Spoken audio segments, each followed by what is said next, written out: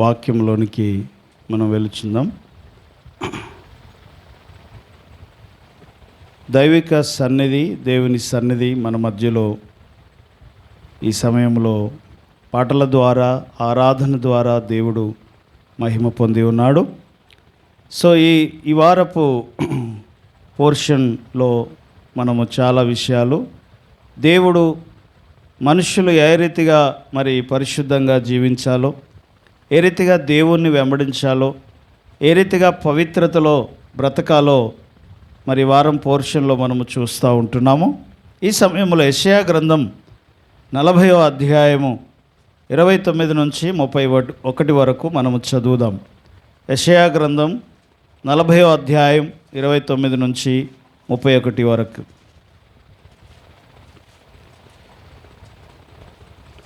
దేవునికి మహిమ కలుగునుగాక. 29 నుంచి 31 వరకు మైక్ తీసుకోండి.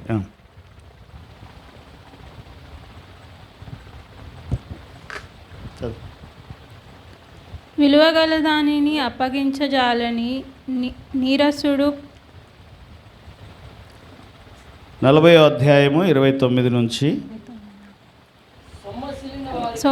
సొమ్మసిల్లిన వారికి బలమిచ్చువాడు ఆయనే, శక్తిహీనులకు బలాభివృద్ధి కలగజేయువాడు ఆయనే. బాలురు సొమ్మసిల్లుదురు, అలయుదురు, యవనస్తులు తప్పక తొట్టిల్లుదురు. యెహోవా కొరకు ఎదురు చూచువారు నూతన బలము పొందుదురు. వారు పక్షిరాజు వలె రెక్కలు చాచుచి పైకి ఎగురుదురు. అలయక పరిగెత్తుదురు. సొమ్మసిల్లక నడిచిపోవుదురు. దేవునికి స్తోత్రం. మనం చదివిన లేఖన భాగంలో మనం చూసినట్లయితే, సొమ్మసిల్లిన వారికి బలమిచ్చువాడు ఆయనే, శక్తిహీనులకు బలాభివృద్ధి కలగజేయువాడు ఆయనే. సో కాబట్టి దేవుడు బలమిస్తే మనము మన యొక్క విశ్వాస యాత్రలో పరుగెత్తుతాము అనే మాట మనం ఇక్కడ చూస్తూ ఉంటున్నాం. పక్షిరాజు వలె రెక్కలు పైకి చాపి ఎగురుచు అలయక పరుగెత్తుదురు. పరుగు అనేది జీవితంలో చాలా ప్రాముఖ్యమైనటువంటిది. పరుగు పందెములో బహుమానం కోసము అనేక మంది పరిగెత్తుతూ ఉంటారు. దేనికోసం?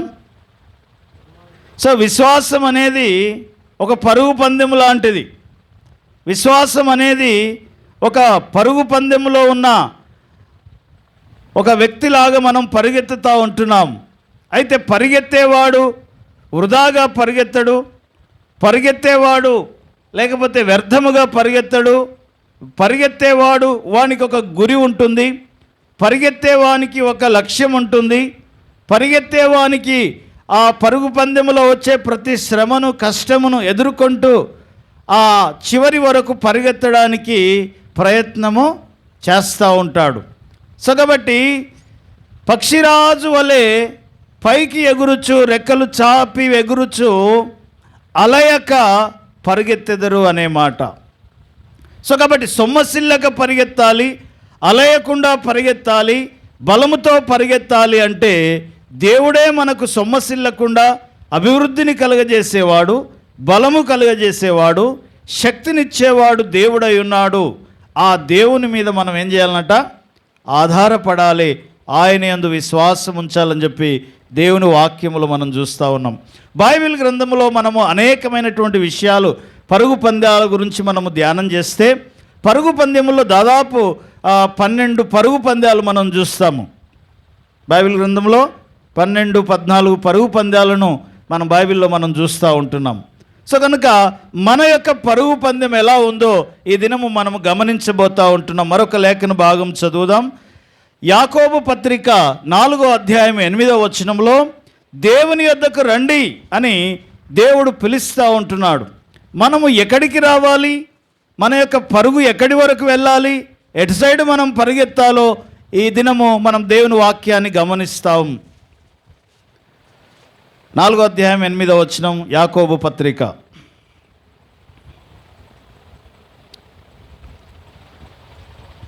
దేవుని యొద్దకు రండి, దేవుని యొద్దకు రండి, అప్పుడు ఆయన మీ యొద్దకు వచ్చు. అప్పుడు ఆయన మీ యొద్దకు వచ్చును.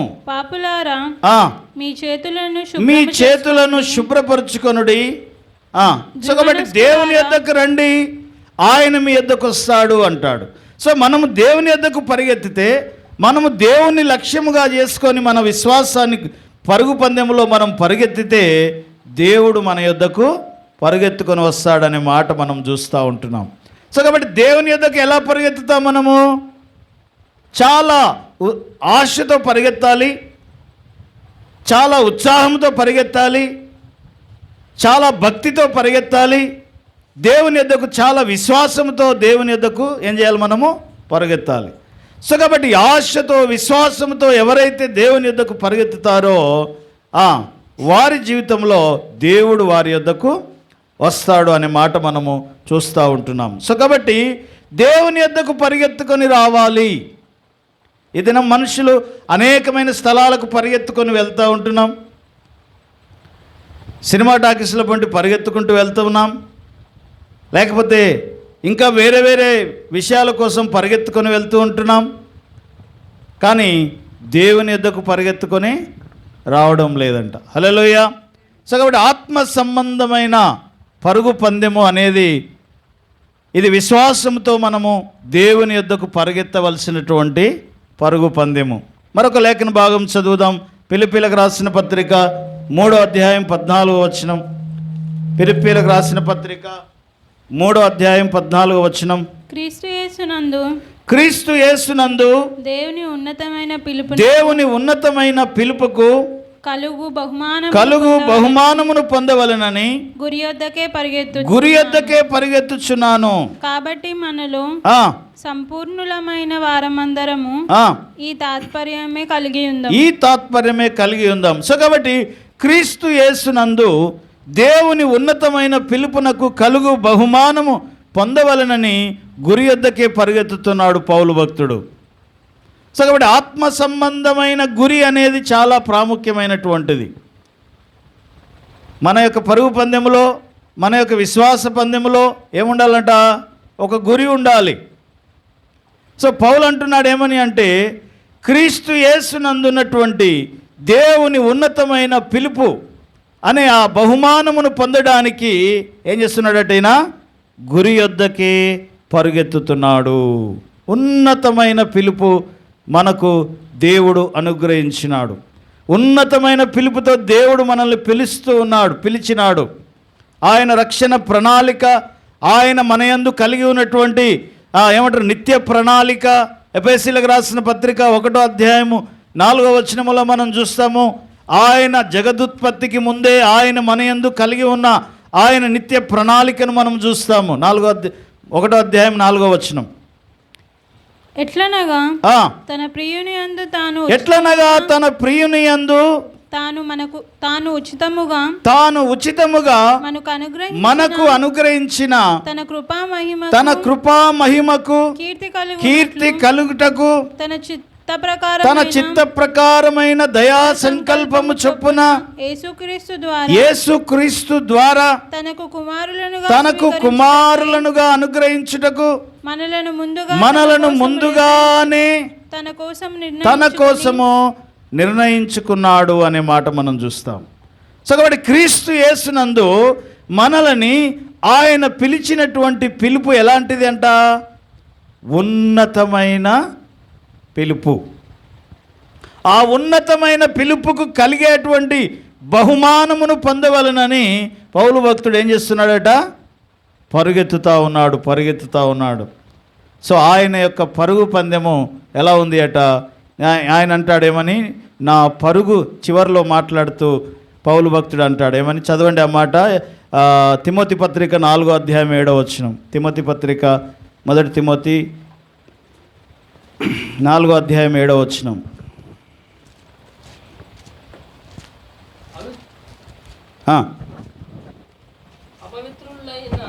మొదటి తిమోతి, రెండో తిమోతి చదవండి. 2 తిమోతి 4:7.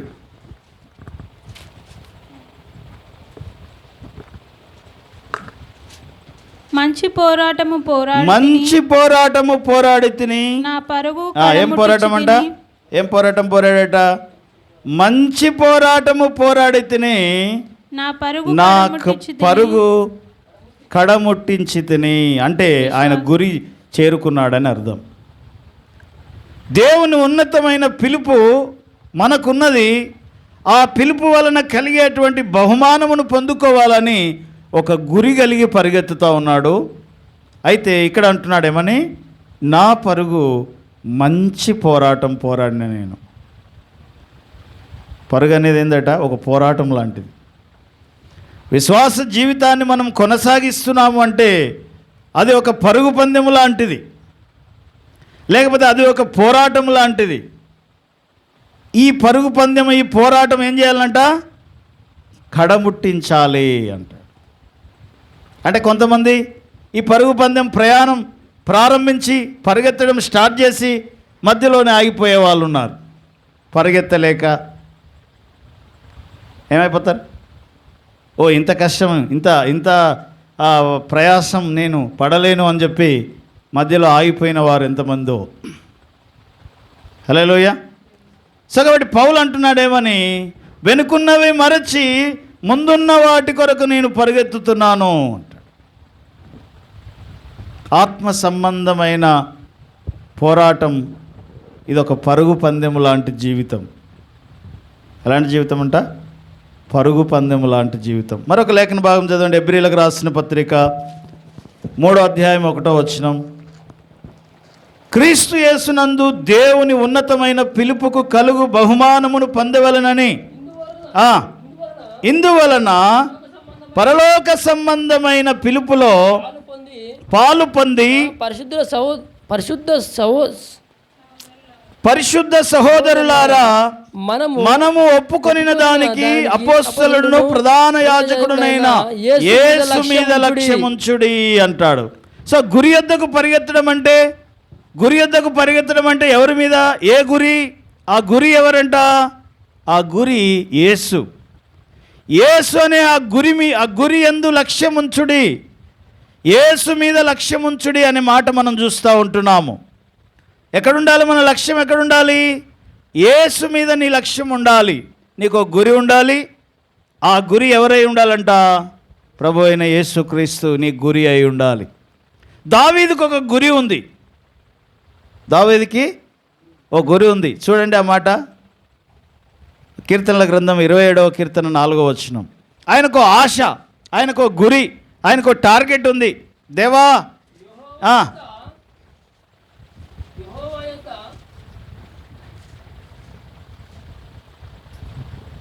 యెహోవా యొద్ద ఒక వరము అడిగితిని, దానిని నేను వెతుకుతున్నాను. యెహోవా ప్రసన్నతను చూచుటకు ఆయన ఆలయములో ధ్యానించుటకు నా జీవితకాలమంతయు నేను యెహోవా మందిరములో నివాసింపగోరుచున్నాను అంటాడు. ఏంది నా గురి? ఏందంట? ఒక వరం అడిగాడట దేవుణ్ణి. ఏంటి ఆ వరము? నీ సన్నిధిలో నీ ప్రసన్నతను నేను చూడాలి, జీవితకాలం అంతా నీ మందిరములో నేను నివసించాలి. ఇది ఆయన గురి. సో కాబట్టి ఆత్మ సంబంధంగా మనము ఏం కలిగి ఉండాలి? ఒక గురి కలిగి ఉండాలి. ఆత్మ సంబంధమైన గురి అనేది చాలా ప్రాముఖ్యమైనది. గురి లేని వాడు కొట్టినట్టుగా మనం కొట్టట్లేదు అంటాడు. ఒక లక్ష్యం ఉంది. ఏంటి ఆ లక్ష్యం అంటే? క్రీస్తే మన యొక్క లక్ష్యము. ఆయన మీద మీరు లక్ష్యం ఉంచుడి అనే మాట మనం చూస్తూ ఉంటున్నాం. ఇది మొదటిది. రెండోది, మన పరుగు పందెంలో రెండవ రెఫరెన్స్ చదువుదాం. 1 కొరింథీయులకు రాసిన పత్రిక 9వ అధ్యాయం 24వ వచనం. త్వరగా తీయాలి, ఫాస్ట్గా చదవాలి. యూదులను సంపాదించుకొనుటకు యూదులకు యూదుని వలె ఉంటిని. 9వ అధ్యాయం 24వ వచనం. పందెపు రంగమందు పరిగెత్తు వారందరూ పరిగెత్తుదురు గాని ఒక్కడే బహుమానము పొందునని మీకు తెలియదా? అటువలే మీరు బహుమానము పొందునట్లు పరిగెత్తుడి. మరియు సో కాబట్టి పందెపు రంగమందు అనేక మంది పరిగెత్తుతారు. బహుమానం ఎవరు పొందుతారు? 100 మంది పరిగెత్తారు అనుకోండి, 100 మందిలో బహుమానం ఎవరికి? ఒక్కనికి. సో కాబట్టి 100 మందిలో అంటే మనం మెజారిటీ సైడ్ ఎక్కువగా నిలబడతాం. 10 మంది ఏ పాట పాడితే మనం కూడా అదే పాట. మరి 99 మంది ఒక సైడ్ ఉన్నారు, ఒక్కడు ఒక సైడ్ ఉన్నాడు, బహుమానం ఒక్కడే పొందుతాడు. కాబట్టి నువ్వు ఒక్కని సైడ్ ఉంటావా, 99 మంది సైడ్ ఉంటావా? నీ ఆలోచన ఆ 99 మందిలాగా ఉంటుందా, లేకపోతే ఆ బహుమానం పొందేటువంటి ఆ ఒక్కడిలాగా ఉంటుందా నీ ఆలోచన? ఎవరి సైడ్ ఉంటాం మనం? సో కాబట్టి బహుమానం ఒకడే పొందుతాడు, ఆ ఒక్కని నేనే అవ్వాలని కోరుకోవాలి. హల్లెలూయా, హల్లెలూయా. ఈ 100 మందిలో 99 మంది ఓడిపోయినా సరే నేనొక్కనే బహుమానం పొందాలి అనే ఆశతో నీ విశ్వాసపు ఆత్మ సంబంధమైన పరుగును మనము ఏం చేయాలంట? కొనసాగించాలి. అందులోనే 25వ వచనం చదవమ్మ. 9వ అధ్యాయం 25వ వచనం. మరియు పందెమందు పోరాడు ప్రతివాడు అన్ని విషయములందు మితముగా ఉండవలెను. క్షయమగు కిరీటము పొందుటకును మనమైతే అక్షయమగు కిరీటమును పొందుటకు మితముగా ఉన్నాము. కాబట్టి పరిగెత్తేవానికి ఒక డిసిప్లిన్ ఉంటుంది, ఒక క్రమం ఉంటుంది.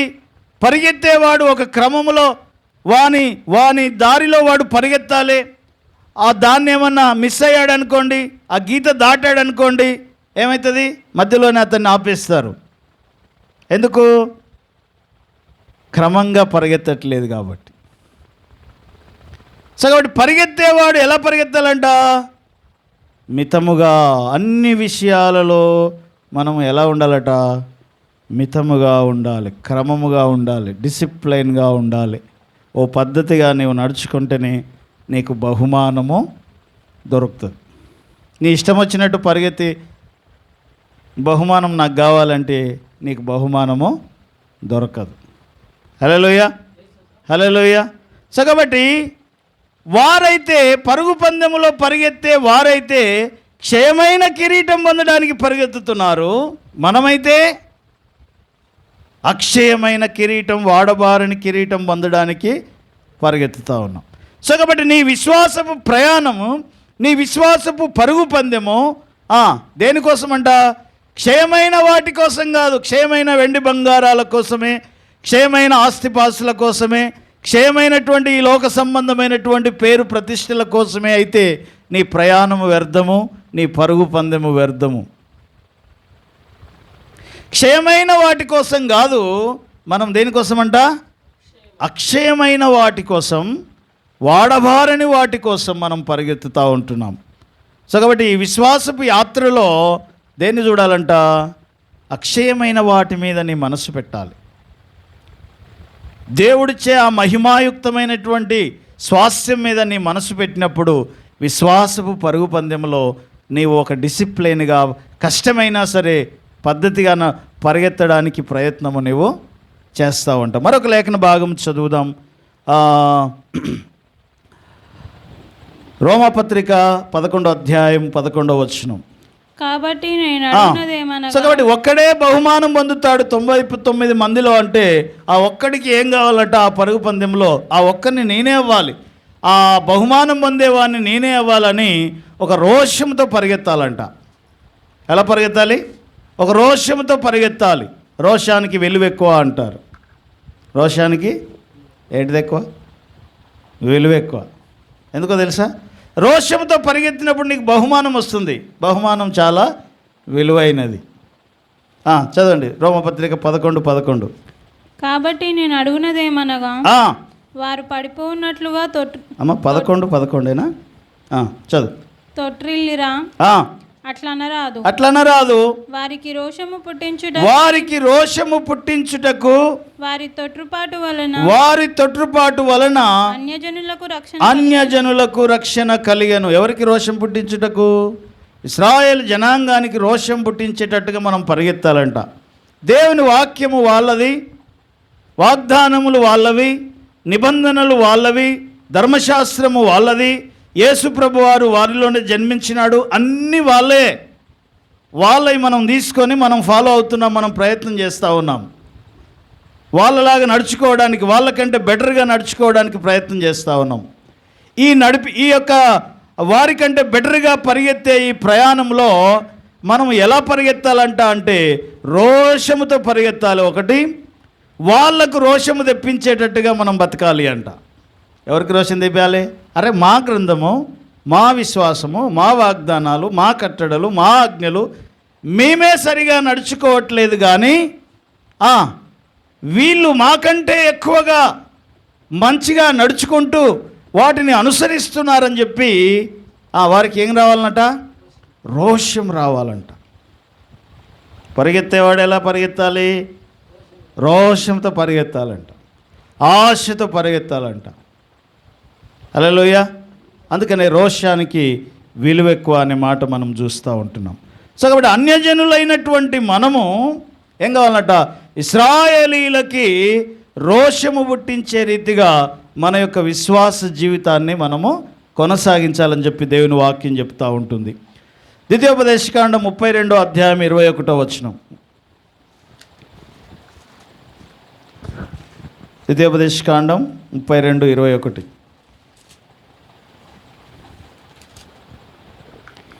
వారు దైవము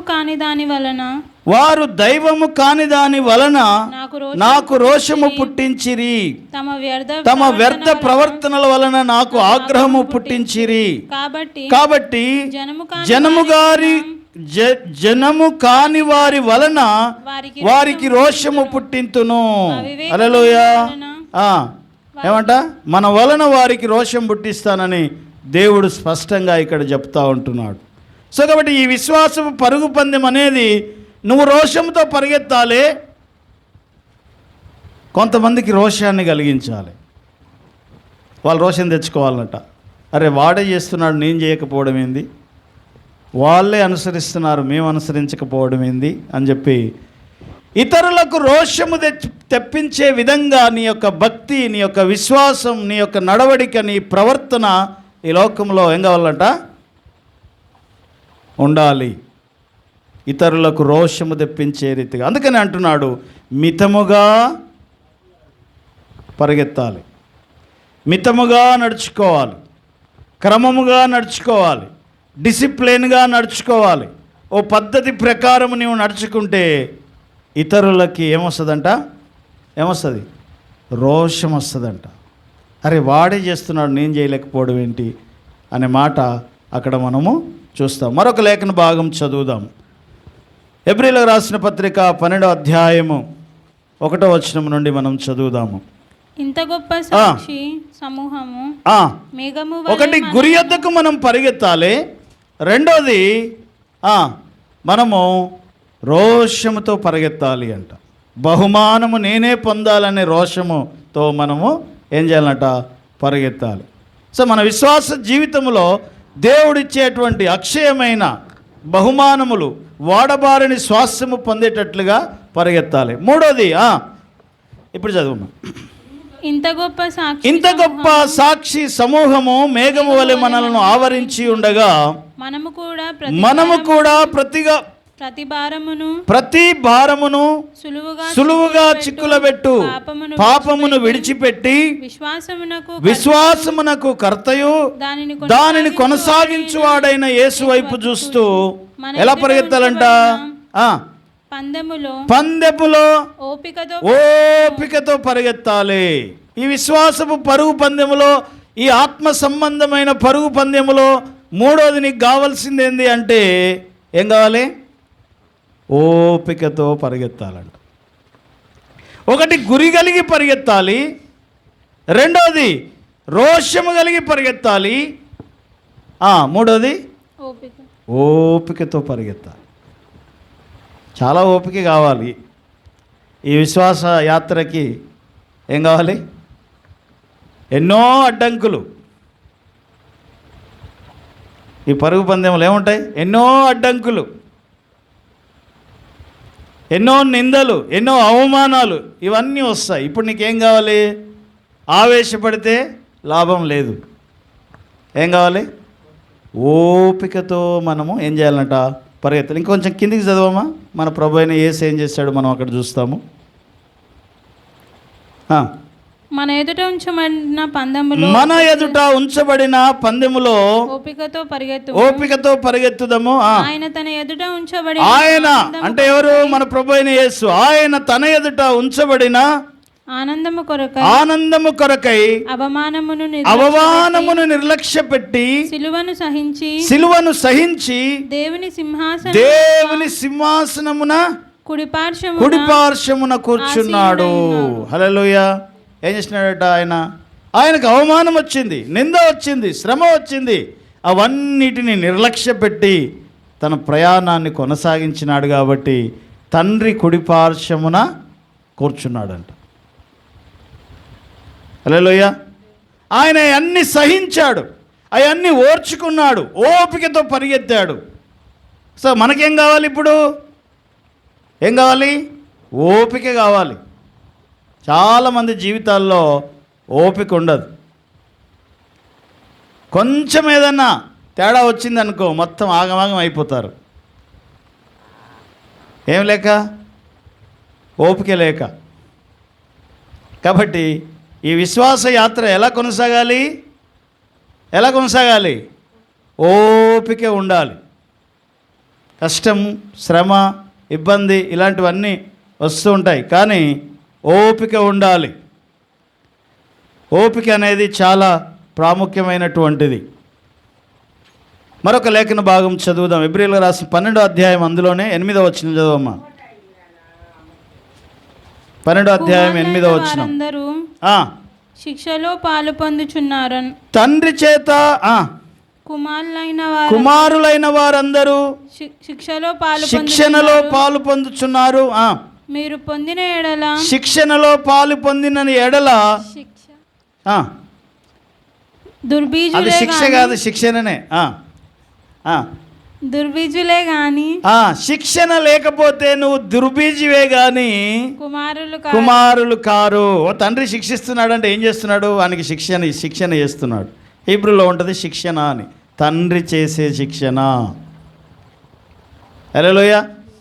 సో కాబట్టి ఈ విశ్వాసపు యాత్రలో మనం ఒక ట్రైనింగ్లో ఉన్నాం, ఒక శిక్షణలో ఉన్నాం. ట్రైనింగ్ లేనివాడు ఏందట? వాడు దుర్బీజియే కానీ కుమారుడు గాడు అంటాడు. ఎవరు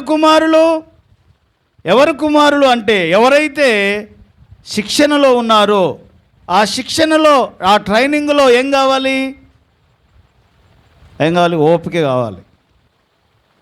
ఏమండి, ఏదైనా ఒక ట్రైనింగ్కి నువ్వు వెళ్ళావనుకో, అక్కడ ఓపిక ఉన్నోడే నిలబడతాడు. మిలిటరీ ట్రైనింగ్కి వెళ్ళారనుకోండి, మిలిటరీ ట్రైనింగ్ ఎలా ఉంటుందో తెలుసా? మధ్యలోనే పారిపోయి వచ్చేస్తారట చాలామంది మధ్యలోనే మిలిటరీ ట్రైనింగ్ పోయి పారిపోయి వచ్చేస్తారంట. ఏమి లేదు మరి వీళ్ళకి, ఓపిక లేదు, సహించుకునే ఇది లేదు. ఒకవేళ సహించినోడు ఏమవుతాడు తెలుసా? ఆడు మిలిటరీ ఆఫీసర్ అవుతాడు. సహించి నిలబడినోడు, ఓర్చుకొని నిలబడినోడు ఒక పొజిషన్కి వెళ్ళిపోతాడు. అందుకని యేసుప్రభు గారి గురించి చెప్తున్నాడు. ఏమని? తన పొందనై ఉన్నటువంటి ఆనందము కొరకు అన్నీ సహించి ఓర్చుకొని నిలబడ్డాడు కాబట్టి ఆయన అత్యున్నతమైన సింహాసనం మీద తండ్రి కుడిపార్శ్వమున ఆయన ఆసీనుడై ఉన్నాడు అనే మాట చూస్తాం మనం. సో కాబట్టి మనం ఒక పొజిషన్కి వెళ్ళాలి అంటే, మనము ఏదైనా ఒకటి సాధించాలి అంటే, నీ ఉన్న అన్ని పరిస్థితుల మధ్యలో నీకు మొదట కావాల్సింది ఏంటి అంటే ఓపిక. ఏం కావాలి? వెంటనే కావాలి మనకి, కొంచెం కూడా ఓపిక ఉండదు మనకి.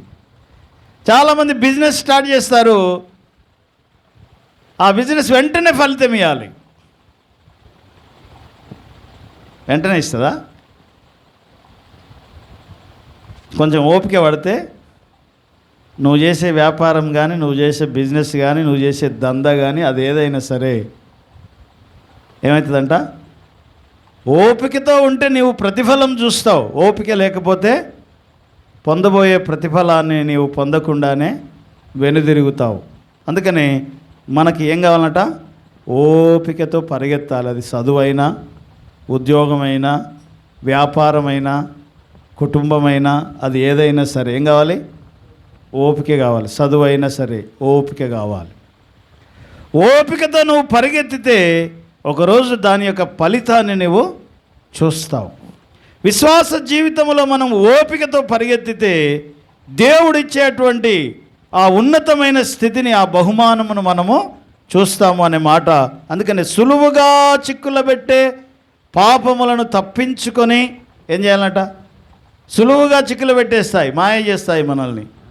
ముందుకు పరిగెత్తకుండా, ఓపికతో పరిగెత్తకుండా మనల్ని ఏం చేస్తాయట, మాయ చేస్తాయి. ఆ సులువుగా చిక్కులు పెట్టి ఆ పాపాలను తప్పించుకొని మన పరుగును కొనసాగించాలి. 1 పేతురు పత్రిక 2వ అధ్యాయము 19వ వచనం. ఎవడైనను అన్యాయముగా శ్రమ పొందుచు దేవుని కూర్చున్న మనస్సాక్షి కలిగి దుఃఖము సహించిన ఎడల అది హితమగును. తప్పిదమునకై దెబ్బలు తిన్నప్పుడు మీరు సహించిన ఎడల మీకేమి గనము? మేలు చేసి బాధపడునప్పుడు, మేలు చేసి బాధపడుట కంటే మీరు సహించిన ఎడల అది దేవునికి హితమగును. ఇందుకు మీరు పిలువబడితే, ఇందుకోసమే కదా మీరు పిలువబడ్డది. క్రీస్తు కూడా మీ కొరకు బాధను అనుభవించి మీరు తన అడుగుజాడల యందు నడుచుకొనున్నట్లు మీకు మాదిరి ఉంచిపోయాడు ఆయన. ఏంటా మాదిరి? పాపము చేయలేదు, ఆయన ఏ పాపము చేయలేదు, ఆయన నోట ఏ కపటము లేదు, ఆయన దూషింపబడి బదులు దూషింపలేదు, ఆయన శ్రమ పెట్టబడి ఎవరిని బెదిరించక ఏం చేయలేదట, ఆయన బెదిరించలేదు, న్యాయముగా తీర్పు తీర్చే దేవునికి తనను తాను అప్పగించుకున్నాడు. సో కాబట్టి ఎవరిని ఆయన బెదిరించలేదంట. అన్యాయపు తీర్పు పొందినాడు ఆయన, అన్యాయం చేయబడినాడు, వ్యాజ్యం ఆడలేదు. వ్యాజ్యం ఆడలేదంటే నాదే కరెక్టరా, మీది కరెక్ట్ కాదు అని చెప్పి ఆయన ఏం వ్యాజ్యం ఆడలేదట. నాకే అన్యాయం చేస్తారా అని చెప్పి ఆయన ఎవరిని బెదిరించలేదు. హల్లెలూయా. ఎవరిని ఆయన ఏం చేయలేదట, బెదిరించలేదు. న్యాయముగా తీర్పు తీర్చే దేవునికి తనను తాను అప్పగించుకున్నాడు. ఇదే మాదిరి, ఆయన మనకు చూపిన మాదిరి. ఆయన ఎంత ఓపికతో పరిగెత్తాడు అనే మాట మనము అక్కడ చూస్తూ ఉంటున్నాం. ఇర్మియా గ్రంథం 9వ అధ్యాయం 24వ వచనం. ఇర్మియా గ్రంథం 9వ అధ్యాయం 24వ వచనం. న్యాయముగా తీర్పు తీర్చే దేవునికి తనను తాను అప్పగించుకున్నాడు. అతిశయించువాడు దేనిని బట్టి అతిశయించవలెననగా భూమి మీద కృప చూపుచు నీతి న్యాయములను జరిగించుచున్న యెహోవాను నేనే అని గ్రహించి నన్ను కాబట్టి భూమి మీద నీతి న్యాయములను జరిగించే దేవుణ్ణి నేనే అని తెలుసుకొనుట యందు అతిశయించాలి అంటున్నాడు. సో కాబట్టి న్యాయముగా తీర్పు తీర్చే దేవునికి తనను తాను ఏం చేసినాడట, అప్పగించుకున్నాడు. యెషయా గ్రంథంలో మనం చూస్తాం, ఆయన దౌర్జన్యము నొందెను, బాధింపబడెను, అయినను ఆయన నోరు తెరవలేదు. దౌర్జన్యము నొందినాడు, దౌర్జన్యం చేశారు ఆయన మీద, ఆయనను బాధించారు, కానీ ఆయన నోరు తెరవలేదు. చదవండి ఆ మాట. 53వ అధ్యాయం 7-8 వచనాలు. అతడు ఆయన ఎలా అన్యాయం అయ్యాడో చూస్తాం అక్కడ. అతడు దౌర్జన్యమునందను దౌర్జన్యమునందెను బాధింపబడినను అతడు నోరు తెరవలేదు. వదకు తేబడిన గొర్రె పిల్లయు బొచ్చు కత్తిరించు వాని ఎదుట గొర్రెయు మౌనముగా ఉండినట్లుగా అతడు నోరు తెరవలేదు. అన్యాయపు తీర్పు నందిన వాడై అతడు కొనిపోబడెను. అతడు నా జనుల సో కాబట్టి అన్యాయపు తీర్పు పొందినాడు ఆయన. న్యాయముగా తీర్పు తీర్చే దేవునికి తనను తాను అప్పగించుకున్నాడు. సో కాబట్టి తీర్పు తీర్చే దేవునికి మనల్ని మనం అప్పగించుకోవాలి. దేవుడు ఎప్పుడు అన్యాయము చేయడు. హల్లెలూయా. ఎవరు చేయరు? మనుషులు అన్యాయం చేస్తారేమో, బంధువులు అన్యాయం చేస్తారేమో, అప్పు తీసుకున్నోడు అన్యాయం చేస్తాడేమో,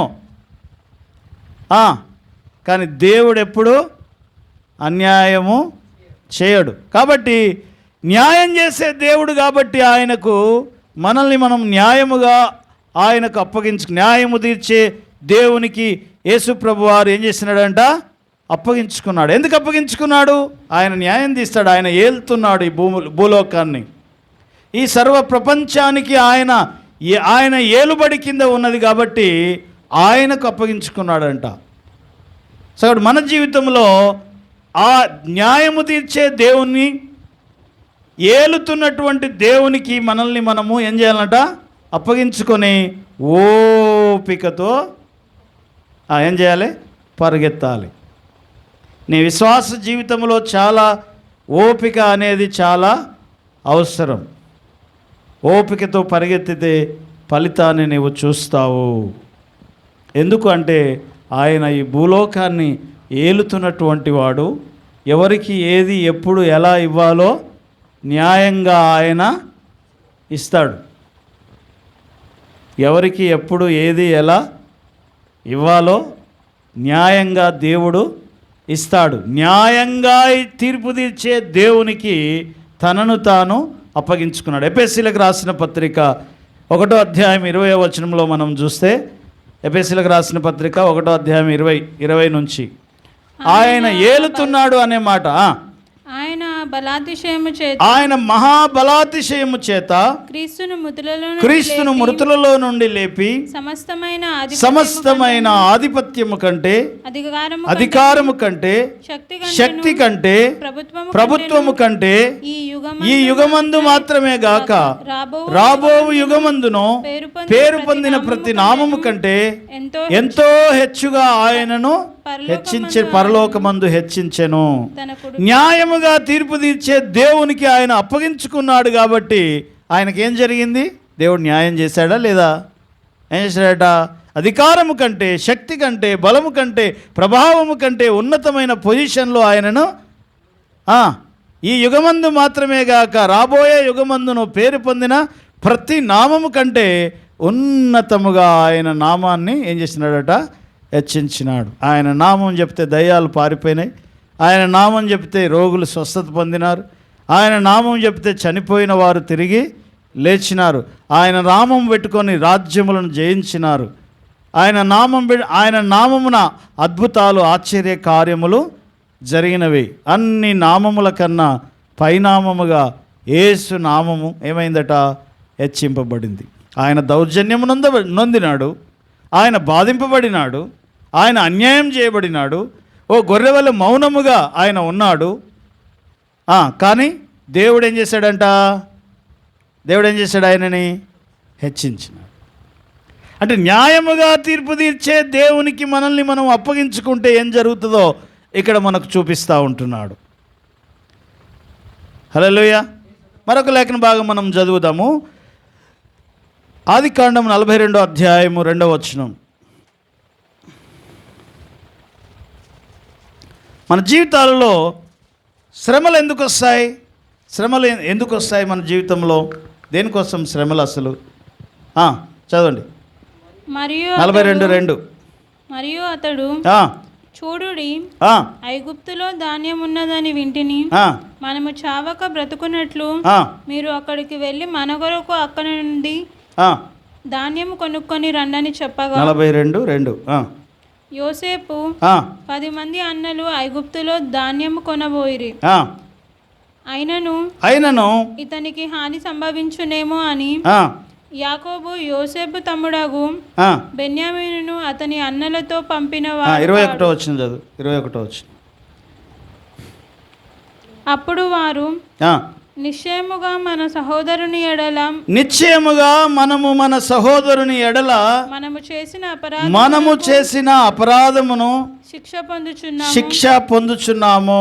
అతడు మనలను ఇప్పుడు ఇక్కడ యోసేపు యొక్క జీవితాన్ని మనం చూస్తాం. ఇక్కడ ఎందుకు శ్రమలు వస్తాయి మన లైఫ్లో అంటే, ఒకటి మనం చేసింది మనకు జ్ఞాపకం చేయడానికి శ్రమలు వస్తాయంట. నువ్వు చేసిన పొరపాటు, నువ్వు చేసిన తప్పు, నువ్వు చేసిన పాపము మరలా నీకు గుర్తు చేయడానికి శ్రమ వస్తుంది. ఈ 11 మంది అన్నలు యోసేపుకి ఏం చేశారు? అన్యాయం చేశారు. ఇంకో మాటలు చెప్పాలంటే ఏం చేశారు? అన్యాయం చేశారు. ఆయన కొట్టారు, గుంటలో వేశారు, తర్వాత ఆయనకి ఐగుప్తీయులకి అమ్మి వేశారు, అన్యాయం చేశారు. కానీ ఒకరోజు వచ్చింది, ఈ 11 మంది అదే యోసేపు ముందు జైల్లో ఉన్నారు. జైల్లో ఉన్నప్పుడట ఈ యోసేపుకు చేసిన అన్యాయం గుర్తొచ్చిందంట వాళ్ళకి. ఏమని? నిశ్చయముగా మనము మన సహోదరునికి ఏం చేసాం? చదువు మళ్ళీ. నిశ్చయముగా మనము మన సహోదరునికి మనము చేసిన అపరాధమును బట్టి శిక్ష పొందుచున్నాము. ఇప్పుడు ఈ శిక్ష మనం ఎందుకు పొందుతున్నాము? ఈ శ్రమ మనకు ఎందుకు వచ్చింది అంటే, మనము మన సహోదరునికి చేసిన అన్యాయాన్ని బట్టి మనము ఇప్పుడు శిక్ష పొందుతున్నాము. అతడు మనలను బతిమాలు కొనినప్పుడు మనము అతని వేదన చూసి మనము వినకపోతిమే. ఎప్పుడొచ్చింది ఇది? కొన్ని సంవత్సరాల తర్వాత వీళ్ళు జైల్లో పడి వీళ్ళు శ్రమ అనుభవిస్తున్నప్పుడు అప్పుడు తన సహోదరునికి చేసిన అన్యాయం గుర్తొచ్చిందంట. నిజమే, ఇది ఎందుకు నేను అనుభవిస్తున్నా అంటే, అప్పుడు మనోడికి మనం ఇలా చేశాము, వాడు బతిమాలినా సరే వాడిని మనం వదిలిపెట్టలేదు, వాని మీద కనికరం చూపించలేదు. సో కాబట్టి శ్రమ ఎందుకు వస్తుంది? మనము చేసినవి మనకు మరలా గుర్తు చేయడానికి శ్రమ వస్తుంది అంట. హల్లెలూయా, హల్లెలూయా. మరొక లేఖన భాగం చదువుదాము. కీర్తనల గ్రంథం 119వ కీర్తన 71వ వచనం. శ్రమ ఎందుకు వస్తుంది మన లైఫ్లో చూస్తున్నాం. నేను నీ కట్టడలు నేర్చుకొనున్నట్లు శ్రమ నుండి ఉండుట నాకు మేలాయను. దేవుని కట్టడలు మనం నేర్చుకోవడానికి శ్రమ వస్తుంది. ఒకటి, మనము చేసింది మనము జ్ఞాపకం చేయడానికి, మనం చేసిన దానికి మనకి జ్ఞాపకం చేయడానికి శ్రమ వస్తుంది. రెండోది, దేవుని కట్టడలు మనం నేర్చుకోవడానికి మన లైఫ్లో శ్రమ వస్తుంది అనే మాట మనం ఇక్కడ చూస్తూ ఉంటున్నాం. సో కాబట్టి శ్రమ నంది ఉండుట నాకు మేలాయను, నీ కట్టడలు నేర్చుకొనున్నట్లు. కాబట్టి శ్రమ రాగానే మనం ఆగమాగం అయిపోవద్దు. హల్లెలూయా. ఏదైనా ఒక కష్టం వచ్చింది అంటే అది ఎందుకు వచ్చింది? ఫస్ట్ ఒకవేళ నువ్వు ఇదివరకు ఎవరికైనా ఏదైనా చేసి ఉంటే దాన్ని గుర్తు చేయడానికి దేవుడు మరలా అలాంటి పరిస్థితుల్ని జీవితంలో కలుగజేస్తాడు. నీకు గుర్తొస్తుంది తప్పకుండా, పలానా టైంలో పలానప్పుడు నేను ఇలా చేశాను, అందుకే నాకు ఇప్పుడు మళ్ళా ఇలా జరుగుతుంది అని అర్థమైపోతుంది. వేరే వాళ్ళకి ఎవరికి అర్థం కాదు, కానీ నీకు మాత్రం అర్థమవుతుంది. దావీదుకి అలాంటి సంఘటన చాలాసార్లు ఎదురయ్యింది. దావీదును ఒకడు వచ్చి దుమ్మెత్తిపోస్తూ అంటున్నాడు, నువ్వు లాక్కున్నావు, నువ్వు చంపేసినావు, నువ్వు అది చేసినావు, ఇది చేసినావు అంటే ఆయన పక్కన ఉన్న వాళ్ళందరికీ ఏం అర్థం కావట్లేదు. కానీ దావీదుకి మాత్రం అర్థమవుతుంది, నిజమే, నేను ఒకప్పుడు ఉరియాని చంపేశాను, ఉరియా యొక్క భార్యని నేను లాక్కున్నాను. ఈ సంగతి ఎవరికి తెలియదు. ఏం గుర్తొచ్చింది ఇప్పుడు? ఆ షిమి అనేటోడు వచ్చి అతన్ని శపిస్తున్నాడు, తిడుతున్నాడు. ఈ శ్రమ ఎందుకు వచ్చింది, ఈ కష్టం ఎందుకు వచ్చింది అంటే, నేను చేసింది నాకు మరలా గుర్తు చేయడానికి దేవుడు శ్రమను అనుమతిస్తాడు. ఇది మొదటిది. రెండోది కొరింథీయులకు రాసిన పత్రిక, 2వ కొరింథీయులకు రాసిన పత్రిక 1వ వచనం, 1వ అధ్యాయం 4వ వచనం. దేవుడు మమ్మను ఏ ఆదరణతో ఆదరించుచున్నాడు, ఆ, ఆ ఆదరణతో ఎట్టి ఆ, శ్రమలలో ఉన్నవారినైనా ఆ. ఆదరించుటకు. రెండవ శ్రమ ఎందుకు వస్తుంది అంటే,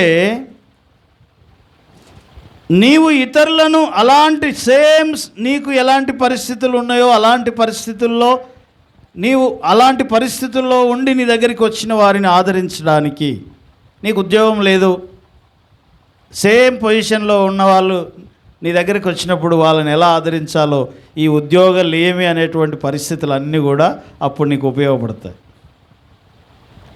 ఎట్టి ఆదరణతో నేను ఆదరించబడుతున్నానో ఇప్పుడు, సేమ్ అలాంటి ఆదరణ కోసం నా దగ్గరికి వచ్చేవారిని ఆదరించడానికే దేవుడు నాకు ఈ శ్రమను అనుమతించాడు. డబ్బులలేమి అప్పుల్లో నీవు ఉన్నావు అనుకో, దేవా ఎందుకు మాకు ఈ అప్పులు పెట్టావు, ఏంటి ఈ సమస్య అంటే, సేమ్ అప్పుల్లో ఉన్న వాళ్ళు నీ దగ్గరకు వచ్చినప్పుడు నువ్వు ఎలా ఆదరించాలో నీకు అర్థమవుతుంది అంట. మీరు ప్రత్యక్ష గుడారం దగ్గర బంగారు దూడ పాపంలో పాలు పొందినటువంటి వారందరిలో ప్రధాన పాత్ర ఎవరిది అంటే అహరోను. ఈ అహరోనుకే మళ్ళీ ప్రధాన యాజకత్వం ఇస్తాడు తర్వాత దేవుడు. ఈ అహరోనుకి ఎందుకు ప్రధాన యాజకత్వం ఇచ్చాడు? బంగారు దూడ పాపంలో ఈయన కూడా ఉన్నాడు. మీరు తీసుకురండి, నేను చేస్తాను, మీ యొక్క చెవి పోగులు ముక్కు పోగులు అన్నీ తీసుకొని రండి, నేను మీకు తయారు చేసి ఇస్తాను అన్నోడు ఈయన. మళ్ళీ ఈయననే తీసుకొచ్చి ప్రత్యక్ష గుడారంలో ఏం చేసినాడంట? ప్రధాన యాజకుని చేసినాడు. అంటే ఇప్పుడు అందరిలో ప్రధానమైన పాపి ఈయన. ఎందుకు మళ్ళా ఇక్కడ పెట్టావు ప్రభా అయినా ఇలాంటి వాడిని అంటే, అప్పుడు దేవుడు ఏమంటాడు తెలుసా? ఆయన దగ్గరికి వచ్చే వాళ్ళందరినీ తప్పు చేసి వాడు వచ్చాడు, అయ్యో నేను ఇలాంటి తప్పు చేశానే అని చెప్పి బాధపడుతున్నాడు. అప్పుడు ఈ అహరోన్ అంటాడట ఏమని తెలుసా? ఓరి బాబు, నువ్వు దీనికే ఇంత బాధపడుతున్నావేరా నాయనా, నేను ఇంతకంటే ఘోరమైన బంగారు దూడ పాపంలో పాలు పొందినోడిని నన్నే కనికరించాడు ఆయన, నిన్ను కనికరిస్తాడు రా బాబు అని చెప్పి. నేను ఇప్పుడు ఎందుకు ఆదరించబడుతున్నానంటే, ఇలాంటి పరిస్థితుల్లో ఉన్నటువంటి ఒక రోగం మన జీవితంలో వస్తుంది. ఆ రోగం నుంచి మనం బయటపడతాం. బయటపడిన తర్వాత అలాంటి రోగం ఉన్నవాడే నీకు తలిగాడు అనుకో, అప్పుడు ఏం చేస్తావు? ఆల్రెడీ నువ్వు దాన్ని అనుభవించి బయటకు వచ్చేసావు. ఏం చెప్తావు? అప్పుడు నువ్వు సలహా ఇస్తావు వాడికి, ఏమని? ఏం భయపడకు, నాకు కూడా వచ్చింది అది, నేను కూడా దీన్ని ఎదుర్కొని వచ్చాను, నువ్వు ఇలా చేయి ఇలా చేయి ఇలా చేయి అని చెప్పి వారిని ఆదరించడానికి నీ దగ్గర ఒక ఆయుధం ఉంటుంది. శ్రమ ఎందుకు వస్తుంది? ఒకటి, మనం చేసింది మనకు గుర్తు చేయడానికి దేవుడు అనుమతిస్తాడు శ్రమని. రెండోది, మనలాంటి పొజిషన్లో ఉన్నవారిని ఆదరించడానికి దేవుడు ఆ పరిస్థితులను మన జీవితంలో కలుగజేస్తాడు. హల్లెలూయా, హల్లెలూయా. మొదటి పేతురు పత్రిక 4వ అధ్యాయము, మొదటి పేతురు పత్రిక 4వ అధ్యాయము 12వ వచనం. ప్రియులారా, మిమ్మును శోధించుటకు మీకు కలుగుచున్న అగ్ని వంటి మహాశ్రమలను గూర్చి ఏదో ఒక వింత సంభవిస్తుందని ఆశ్చర్యపడకండి. క్రీస్తు మహిమ బయలుపరచబడినప్పుడు మీరు మహానందముతో ఉంటారు. సో కాబట్టి ఏదో వింత జరుగుతుంది, ఏదో వింత అయిపోతుంది, ఇంకా చాలా చాలా ఆలోచన చేస్తారు. ఏదైనా ఒక శ్రమ రాగానే ఎవడన్నా ఏమైనా చేశాడా ఏంటి ఇలా అయిపోతుంది, ఇదొకటి ఉంటుంది. ఆడికి వెళ్తే బాగా అయిపోతుందేమో, ఈడికి వెళ్తే బాగా అయిపోతుందేమో, ఇంకేదో ఇంకేదో ఇంకేదో ఏమైపోతారట, ఆగం అయిపోయి ఎవడు చెప్తే వాడు చెప్పిన కాడికి పరిగెత్తడానికి ప్రయత్నాలు మనము చేస్తాం. కాబట్టి ఏదో వింత జరుగుతుంది అనుకోకండి. దేవుడు మనల్ని ఏం చేస్తాడంట? ఆదరిస్తాడు అనే మాట మనం అక్కడ చూస్తూ ఉంటున్నాం. కాబట్టి దేవుడు శ్రమ ఎందుకు ఇస్తాడు? ఎందుకు ఇస్తాడట? ఒకటి, మనం చేసింది మరలా మనకి జ్ఞాపకం చేయడానికి. రెండోది, మనలాంటి పరిస్థితుల్లో ఉన్న వారిని ఆదరించడానికి దేవుడు మనల్ని శ్రమల్లోనికి తీసుకొని వస్తాడు. అలాంటి పరిస్థితులు మన జీవితంలో కలగజేస్తాడు. హల్లెలూయా. ఈ సమయంలో మరొక లేఖన భాగం చదువుదాం. సమూయేలు గ్రంథం ఇక 4వ విషయానికి వస్తే, మనము సంఘ సహవాసముతో పరిగెత్తాలంటాం మన యొక్క పరుగు పందెం. మొదటి సమూయేలు గ్రంథం 17వ అధ్యాయం 4వ వచనం చదవండి. మొదటి సమూయేలు గ్రంథం 17వ అధ్యాయం 48 చదవండి. 48. గాతువాడైన గొల్యాతు అను శూరుడొకడు ఫిలిష్తీయుల దండులో నుండి బయలుదేరి, అతడు 6 మూళ్ళ జానెడెత్తు మనిషి. అతడు తల మీద రాగి శిరస్త్రాణం ఉండెను. అతడు యుద్ధ కవచము ధరించి ఉండెను. ఆ కవచము 5,000 తులముల రాగి ఎత్తుగలది. మరియు అతని కాళ్లకు రాగి కవచమును, అతని భుజముల మధ్యను రాగి పల్లెమొకటి. మనము దావీదు యొక్క గొల్యాతు యొక్క స్టోరీ మనం చూస్తాము. 40 దినాల సంధి ఈ గొల్యాతు అనేటోడు వచ్చి ఇశ్రాయేలీల యొక్క సైన్యం మీదకి రంకెలు వేస్తూ ఇష్టం వచ్చినట్లుగా మాట్లాడుతూ, రండిరా దమ్ముంటే ఎవడైనా మీలో నుంచి నన్ను ఎదుర్కోవడానికి అని చెప్పి ఎన్ని రోజుల సందట? 40 రోజుల సంధి ప్రతిరోజు వస్తున్నాడట, కాలు దూవుతున్నాడట, పోతున్నాడట. సో అలాంటి వాడి దగ్గరికి ఎవరు వచ్చారు? దావీదు వచ్చాడు.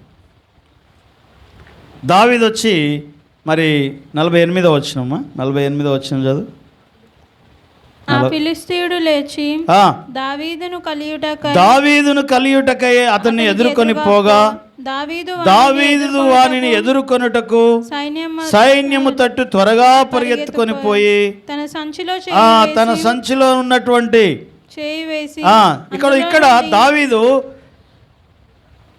దావీదు గొల్యాతు మీదకి పరిగెత్తుతా ఉన్నాడు. ఏమని పరిగెత్తుతున్నాడు? ఈ సున్నతి లేని ఫిలిష్తీయుడు వీడు ఎంతటి వాడు అని చెప్పి. అప్పటిదాకా సైన్యం అంతా ఏం చేస్తారట? గడగడ వణికిపోతున్నారు వాడిని చూసి. వీళ్ళెవ్వరు చూడండి, వీడు చూశాడంట. ఎవరు? దావీదు. మనం నిబంధన కలిగిన వాళ్ళం, వాడు నిబంధన లేనోడు. మనం సున్నతి కలిగిన వాళ్ళం, వాడు సున్నతి లేనోడు. దేవుని సైన్యాన్ని దూషించడానికి వీడు ఎవడు? ఎంతటి వాడు? నిబంధన లేనివాడు. ఏం చేశాడట? నిబంధన లేనివాడు అని చూసి వాడి మీదకి పరిగెత్తాడు. వాడు ఈయన మీదకి పరిగెత్తుకొని వచ్చాడు. నేను కుక్కను అనుకుంటున్నావా, నా మీదకి పరిగెత్తుకొని వస్తున్నావు అన్నాడట. ఎవరు? గొల్యాతు. అయితే అక్కడ ఉన్నటువంటి ఆ సన్నివేశం 48వ వచనంలో మనం చూస్తే, ఫిలిష్తీయుడు లేచి దావీదును కలియుటకై అతన్ని ఎదుర్కొని పోగా, దావీదు వానిని ఎదుర్కొనుటకు సైన్యము తట్టు పరిగెత్తెను అంటాడు. సైన్యము తట్టు ఎందుకు పరిగెత్తుతున్నాడు? పోతే వాడి మీదకి పోవాలి కదా. అర్థమవుతుందా? గొల్యాతు ఎదురుగా వస్తున్నాడు, వాడి మీదకి పోవాలి, కానీ అటు పోవట్లేదట. ఎటు పోతున్నాడు?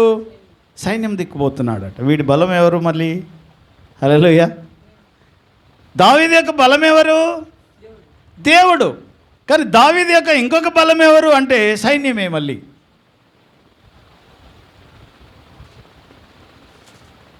వాళ్ళు బలహీనలే కావచ్చు, 40 రోజుల సంధి ఒక్క అడుగు కూడా ముందుకు వేయనోళ్ళే కావచ్చు, ఏమి చేయనోళ్ళే కావచ్చు, కానీ వాళ్ళ సైడ్ పరిగెత్తుతున్నాడు. పరిగెత్తి అంటే ఇక్కడ మనం నేర్చుకున్న విషయం ఏంటంటే, మన పరుగు ఎక్కడికి పరిగెత్తాలి, ఎలా పరిగెత్తాలంటే సహవాసముతో కలిసి పరిగెత్తాలి. ఎట్లా పరిగెత్తాలట? సహవాసం దిక్కు పరిగెత్తాలి. నేను ఒక్కనే వెళ్తా, నేను ఒక్కనే చేస్తా కాదు. సహవాసం, నీకోసం ప్రార్థన చేసే సహవాసం ఉంది. అందులో ఎవడో ఒకడు ప్రార్థన చేస్తాడు కదా దావీదు కోసం. ఏమని? మేమెవ్వరం ఏం చేయలేకపోతున్నాం రా, అసలు నువ్వన్నా చేయాలి, దేవా వాడికి శక్తి బలమే అని చెప్పాలి. ఏం చేస్తారు వాళ్ళు? ప్రార్థన చేస్తారు. ఇంతమంది లక్షల మంది సైన్యం ఉంది, కానీ ఒక్క అడుగు కూడా ముందుకు వేయలేదు. దావీదు ఒక్కడే ఏం చేసినాడు? ఈ సున్నతి లేని ఫిలిష్తీయుడు వీడు ఎంతటి వాడు అని చెప్పి వాని జేబులోంచి ఏందో 5 రాళ్ళు తీసి, ఈ 5 రాళ్ళు ఏంటివి అంటే ఇశ్రాయేలీల సంఘానికి దేవుడిచ్చినటువంటి 5 వాగ్దానములు. హల్లెలూయా. సో కాబట్టి సైన్యం దిక్కు ఎందుకు పరిగెత్తుతున్నాడు అంటే అక్కడ వాగ్దానాలు ఉన్నాయి, అక్కడ నిబంధనలు ఉన్నాయి, దేవుడు చేసినటువంటి అద్భుత కార్యాలను అనుభవించిన సైన్యం ఉంది అక్కడ. కాబట్టి ఎక్కడ పరిగెత్తాలి మనం? సహవాసంతో పరిగెత్తాలి, ఓపికతో పరిగెత్తాలి, గురి యొద్దకు పరిగెత్తాలి, డిసిప్లిన్గా పరిగెత్తాలి, తర్వాత సహవాసముతో కలిసి పరిగెత్తాలి. చాలామంది సహవాసం లేకుండా పరిగెత్తడానికి ప్రయత్నం చేస్తూ ఉంటారంట. హల్లెలూయా, హల్లెలూయా. సో కాబట్టి గొల్యాతుని ఎదుర్కోవాలంటే దావీదు సైన్యము తట్టు పరిగెత్తుతున్నాడు అనే మాట. జీవము గల దేవుని సైన్యం. ఆ సైన్యం ఎవరంట? ఎవరా సైన్యం? అయ్యో 40 దినాల సంధి వాళ్ళు ఏం చేయలేదు కదా, వాళ్ళు బలహీనులు కదా, వాళ్ళు ఏమి చేయలేని వాళ్ళు కదా అనుకోలేదు. వాళ్ళు ఎవరంట? జీవము గల దేవుని సైన్యమును ధిక్కరించడానికి, దూషించడానికి, శపించడానికి ఏమంటారు, వాగ్దానములు లేని, నిబంధన లేని, సున్నతి లేని వీడెవడు అని చెప్పి ఏం చేస్తున్నాడట దావీదు? ఆ సైన్య పక్షంగా మాట్లాడుతూ ఉన్నాడు.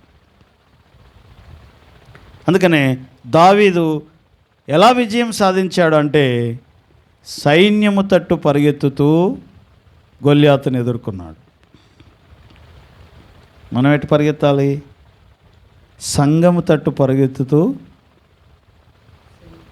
ఎందుకంటే నీ కోసం ప్రార్థన చేసే సంఘము, నీ కోసం ఆలోచన చేసే సంఘము, నీ విజయాన్ని కోరుకునే సంఘము నీ వెనుక ఉన్నది కాబట్టి. హల్లెలూయా. సో కాబట్టి మన పరుగు పందెం అంటే ఎలా పరిగెత్తాలంటే మనము సంఘముతో కలిసి పరిగెత్తాలి. విశ్వాస జీవితం. చాలామంది జీవితంలో నేను నా దేవుడు అనే దగ్గర నేను నిలిచిపోతారనమాట. నువ్వు నీ దేవుడు ఉంటే సరిపోదు, నువ్వు నీ ప్రజలు ఉండాలి. నువ్వు నీ యొక్క ప్రజలతో కలిసి నువ్వు ఎదుర్కోవాలి అనే మాట మనం ఇక్కడ చూస్తూ ఉంటున్నాం. మరొక లేఖన భాగం చదువుతాం. యోహాను సువార్త 15వ అధ్యాయము. యోహాను సువార్త 15వ అధ్యాయము ముగింపులోకి వచ్చాం. 15వ అధ్యాయం 5వ వచనం. ద్రాక్షావల్లిని నేను, తీగలు మీరు. ఎవడు నా యందు నిలిచి ఉండునో నేను ఎవని యందు నిలిచి ఉందునో వాడు బహుగా ఫలించును. నాకు వేరుగా ఉండి ఏమీ చేయలేరు. ఇప్పుడు దావీదు ఒక్కడు ఏమీ చేయలేడు. కాబట్టి ఎక్కడికి రావాలి? చెట్టుని హత్తుకోవాలి. ఒక తీగ ద్రాక్షావల్లిని హత్తుకుంటేనే అది ఫలిస్తుంది, హత్తుకోకపోతే ఫలించదు. అలాగే మన విశ్వాస జీవితం సంఘముతో మనం హత్తుకొని మనం నిలిచి ఉన్నప్పుడు మనం ఫలిస్తాము అనే మాట మనం ఇక్కడ చూస్తూ ఉంటున్నాం. హల్లెలూయా, హల్లెలూయా. అందుకని దావీదు అంటాడేమని, కత్తి చేత కాదు, ఈట చేత కాదు, దేని చేతట? యెహోవా నామమున నీ మీదకి వస్తున్నాను అని అంటాడు. సో కాబట్టి కత్తి చేత, ఈట చేత విజయం కలగదంట, కానీ సంఘ ప్రార్థనల వలన విజయము కలుగుతుంది. నీ వ్యక్తిగత జీవితంలో నువ్వు విజయం సాధించాలి అంటే, నువ్వు వర్ధిల్లాలంటే, అభివృద్ధి చెందాలంటే ఏం కావాలంట? సంఘ ప్రార్థనలు నీకు విజయాన్ని ఇస్తాయి అనే మాట మనం ఇక్కడ చూస్తూ ఉంటున్నాం. సో కాబట్టి గురి యొద్దకు పరిగెత్తాలి, మనం ఓపికతో పరిగెత్తాలి, మనం తర్వాత డిసిప్లిన్గా పరిగెత్తాలి, మితముగా పరిగెత్తాలి అంటాడు. తర్వాత సంఘముతో కలిసి పరిగెత్తాలి. సో కాబట్టి అలా మనం పరిగెత్తినప్పుడు దేవుడు మనకు విజయాన్ని ఇస్తాడు. వాడబారని మహిమాయుక్తమైన స్వాస్యం. మన పరుగు దేనికోసం అని చెప్పాను? క్షయమైన వాటి కోసం అయితే నీ విశ్వాసం వ్యర్థం. అక్షయమైన వాటి మీద నీ లక్ష్యం ఉంటే, అక్షయమైన వాటి మీద నీ విశ్వాసం ఉంటే, అక్షయమైనటువంటి విశ్వాసమున కర్త అయిన యేసు మీద నీ యొక్క గురి ఉంటే, నువ్వు విజయం పొందుతావు విశ్వాస జీవితంలో. అందుకనే కొరింథీయులకు రాసిన పత్రిక 15వ అధ్యాయంలో అంటాడు, ఈ భూ సంబంధమైన మట్టుకే మనము ఆలోచన కలిగి ఉంటే లోకంలో ఉన్న వాళ్ళకంటే దౌర్భాగ్యులం అంటాడు.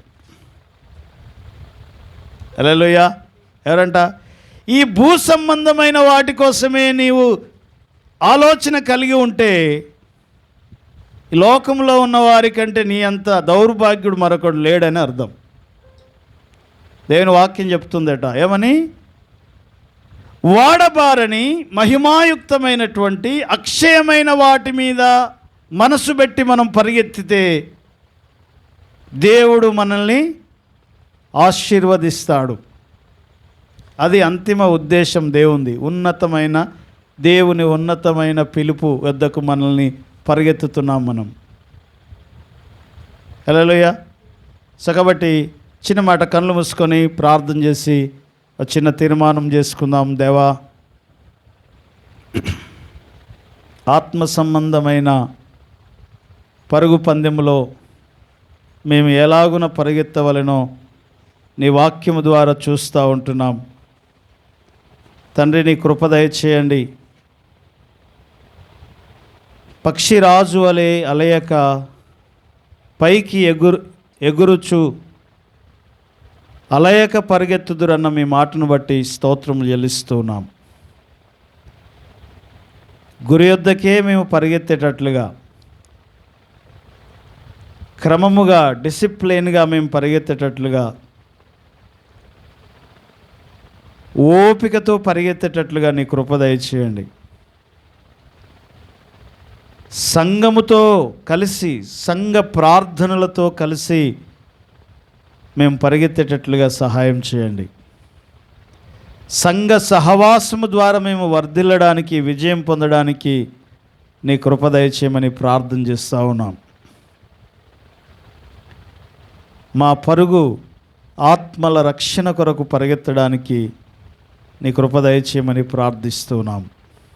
గురిలేని వారముగా కాకుండా దేవా, మేముండక గురి కలిగిన వారమై ఉండుటకు, ఇహ సంబంధమైన క్షయమైన వాటి మీద మా మనస్సు నిలుపక అక్షయమైన వాటి మీద మా మనస్సు నిలుపుటకు సహాయము చేయండి. ఇగో ఈ సమయంలో నీ మాటలు విన్న నీ బిడ్డలను జ్ఞాపకం చేసుకోండి. ఈ సమయాన్ని దీవించినందుకు వందనాలు, కృతజ్ఞత చెల్లిస్తూ మా ఆత్మ సంబంధమైన పరుగు పందాన్ని, మా పరుగును మీరు దీవించి అనుదినము విశ్వాసమునకు కర్త, దాన్ని కొనసాగించువాడైన యేసు మీద లక్ష్యముంచి సులువుగా చిక్కులబెట్టే పాపములను తప్పించుకొని అక్షయమైన వాడబారని మహిమాయుక్తమైన బహుమానము పొందుటకు రోషముతో పరిగెత్తడానికి, అనేకులకు రోషము కలిగించడానికి నీ కృప దయచేయమని యేసు నామమున స్తుతించి ప్రార్థిస్తున్నాం తండ్రి. ఆమేన్, ఆమేన్, ఆమేన్.